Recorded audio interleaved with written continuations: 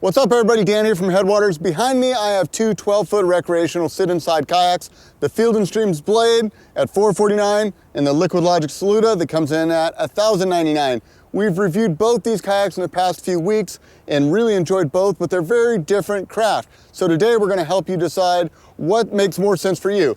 To save the money, go with the budget $499 Blade, or spend a little bit more and go for something like the $1,099 Saluda 12.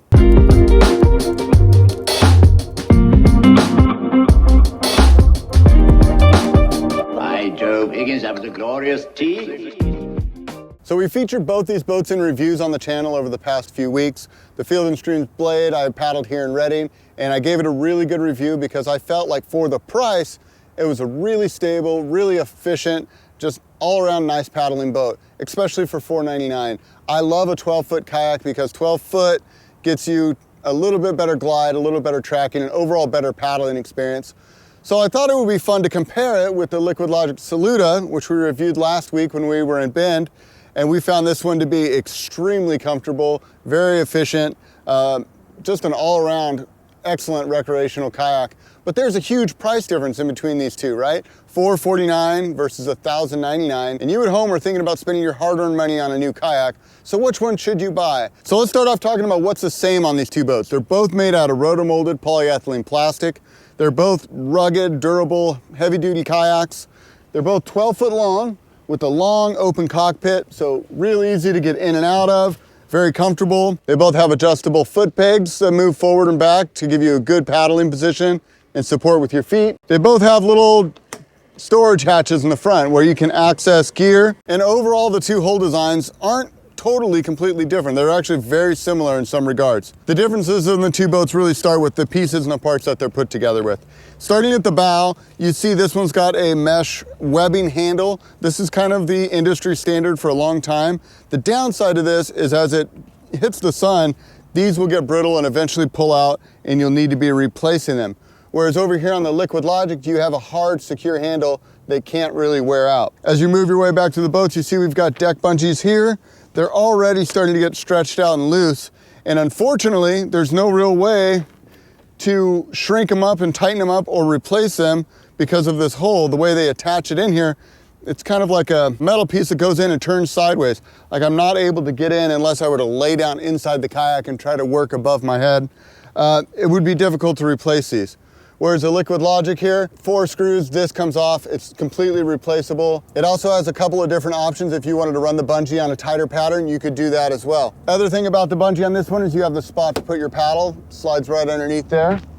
So both kayaks feature a little dry storage hatch up in the front.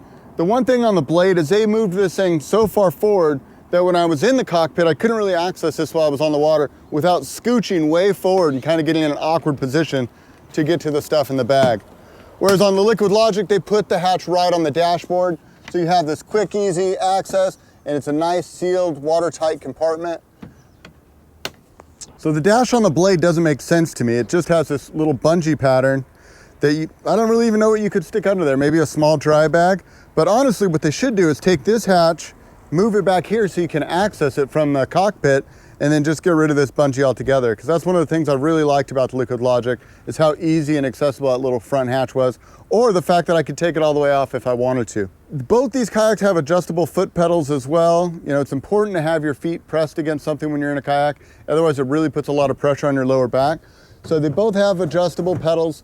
The Liquidlogic just feels a ton more stout. There's not all this flex that you feel in the Blade here. Liquidlogic uses a Sea Dog foot pedal, which has like a dual track system, and it's just a lot more solid and secure feeling. Other things is they both have thigh pads on them, but you'll see what the Liquidlogic does is they use plastic pop rivets throughout, so they're not going to come unglued, they're not going to come undone.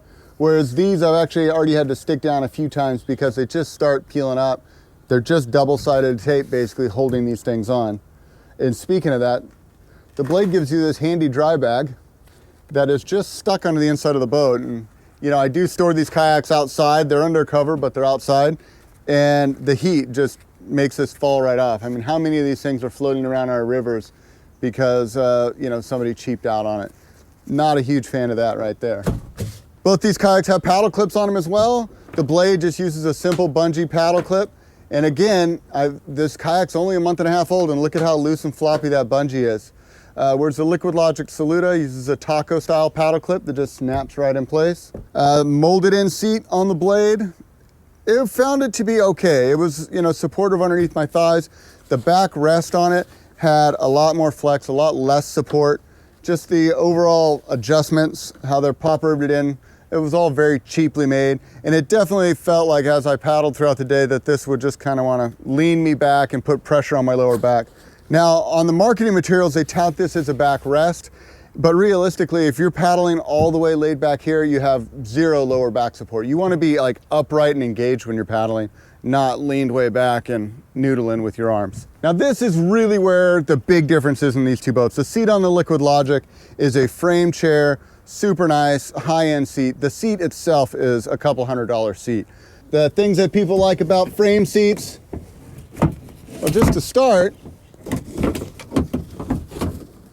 is the seat can come all the way out, and now you have a beach chair when you get to where you're going and you want to sit out. This just pops right out. While we have the seat out, let's take a look at how it's attached into the boat. They use these two molded inserts to support the boat, but also give the seat a place to attach to. It has a little storage compartment here if you're bringing a small tackle box. It has another storage here if you wanted to put a water bottle in. But this does two things. One, it adds support to the boat, but it also gives you the ability to put the seat in a low position or a high position, depending on what you're doing. So if you're in rivers and you want to be low, you can do that. Or if you're wanting a more comfortable paddling position or something that's easier on your back, you can lift it forward a little bit. A ton of back support. You can really get this thing pulled forward so you're sitting there in an upright paddling position with tons of lower back support. This boat has much, much better ergonomics and all-day comfort than the Blade did. So behind the seat, the Blade has a couple of flush mount rod holders that point straight up. So if you wanted to do a little fishing, you got a couple of spots you can easily stick a rod. It also has this sit on top style tank well. So if you wanted to add a bucket or a crate or a bag, you could do that here on the tank well. It also has scuppers, so if water does come in this tank well area, it's gonna drain right out. So it's kind of a cool like pickup truck style bed, which I do like, especially if you're fishing, but I find the one on the Saluda to be way more practical for most people if they're recreational kayaking. Because look at the size of the storage on this one. Huge, right?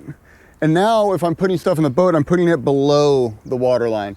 So if something's up high, now I'm gonna have a higher center of gravity. I'm gonna raise my center of gravity up by putting weight high. This, I can get the center of gravity low, and there's tons of room and storage. I can put a dry bag in here. Seth's gonna put his camera gear in here. We just have a lot of room. And the main difference is this one is separated by a bulkhead. So that gives you a watertight storage compartment. So worst case scenario, if waves were to come over and fill the boats, this has all this positive air buoyancy that's gonna keep the boat high, it's gonna help it float, and it's gonna allow you to do a rescue and get back in.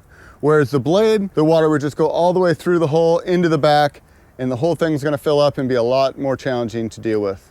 Just a couple more things on this hatch. We've got the bungee up on top, so if you wanted to add another dry bag, you have this additional bungee. And then I like this. This is something that Liquidlogic borrowed from their sister company, Bonafide, but it's a dual hatch system, so it can open either way. If you want to open it from the front, you can. If you want to open it from the back, you can.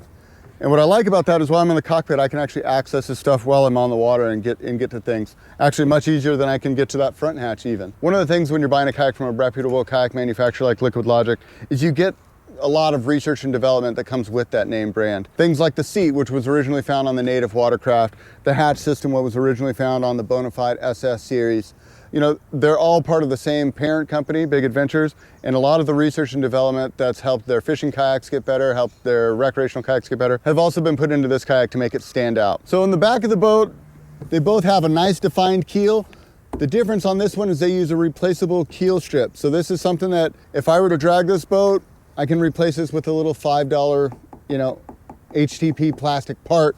Whereas over here on the Blade, if I wear this keel out, which it's starting to show a little wear, eventually it's just gonna wear through the boat, and I'm gonna have something I either need to A, repair, or B, if it's too bad, it kind of ruins the integrity of the boat. So at the end of the day, I think that's the biggest difference between these two boats. They do a lot of the same things. They have a similar feel overall on the water, but the blade feels like it's a little bit more disposable. Like you're gonna have this thing for a year or two and then maybe either sell it off cheap or keep it around as a buddy boat, but it's probably gonna have some weird bungees or the seat maybe pulled out. Whereas the Liquidlogic has fully replaceable parts on it. The parts themselves are a lot more stout and robust.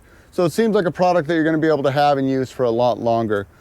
Now, with that said, if I was a couple getting into paddle sports, $2,200 for us to get into 2 Liquidlogics, whereas I can get 2 blades for $900. So there's a significant price difference, and we do realize that. So I just thought it was important to kind of go through the boats and show you exactly what the differences are and why you might want to spend more on a higher end boat as opposed to picking up something from your local box store. Now, if it was my money and I was doing it, I would definitely go for the Liquidlogic. After spending time in both boats, the comfort that I felt in that one, and actually the glide and performance, even though they're similar, the glide was a little bit better in the Liquidlogic. The ability to edge it, to turn it was better. Overall, I had a great time and spent a lot more time in the Saluda than I did in the Blade.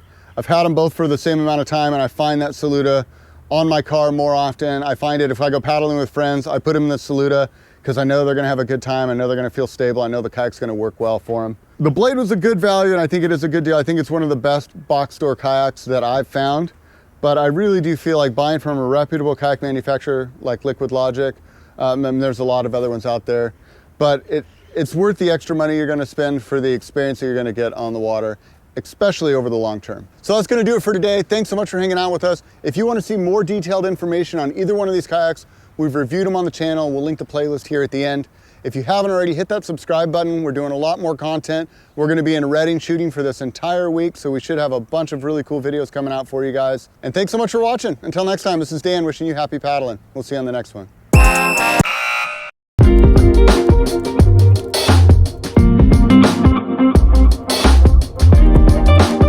By Jove, Higgins, that was a glorious tea.